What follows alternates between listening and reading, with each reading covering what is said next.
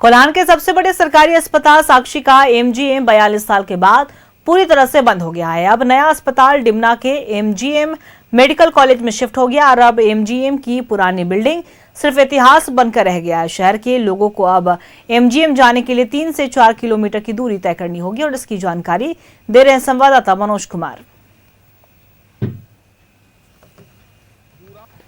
जमशेदपुर के इतिहास में अब एक नया अध्याय का विधिवत शुभारंभ हो चुका है। ये अध्याय है एमजीएम अस्पताल का। यहाँ हम अब एमजीएम अस्पताल में खड़े हैं और 42 वर्ष पहले जो अस्पताल की शुरुआत हुई थी, अब सिर्फ इतिहास के पन्नों में अस्पताल सिमट कर रह जाएगा। ऐसे एक इमरजेंसी चल रहा था, उस इमरजेंसी को भी अब बंद कर दिया गया है।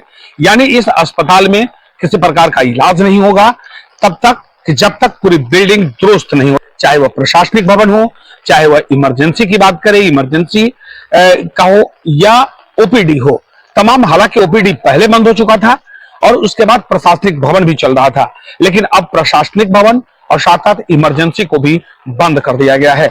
यानी 42 साल बाद अब ये इलाका पूरा का पूरा यहाँ खाली दिखाई देगा। हालांकि 42 साल पहले जब अस्पताल का विधिवत शुभारंभ, लेकिन अब यहाँ से लगभग 3 से 4 किलोमीटर दूर लोगों को जाना पड़ेगा। इमरजेंसी का सारा सामान यहाँ रखा गया है क्योंकि इमरजेंसी जो है अब सीधे तौर पे अब नई बिल्डिंग, डिमना के नई बिल्डिंग में चली गई है। ऐसे में अब जो लोगों को एक उम्मीद थी, जो लोग घायल होते थे या इमरजेंसी होता था, जो लोग यहाँ पहुंचते थे, अब यहाँ वो नहीं पहुंचेंगे। अपने सहयोगी प्रसन्नजीत के साथ मैं मनोज कुमार, न्यूज़ 11 भारत, जमशेदपुर।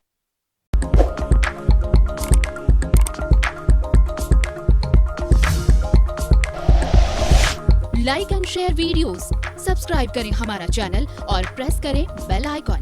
न्यूज़ 11 भारत, सच है तो दिखेगा।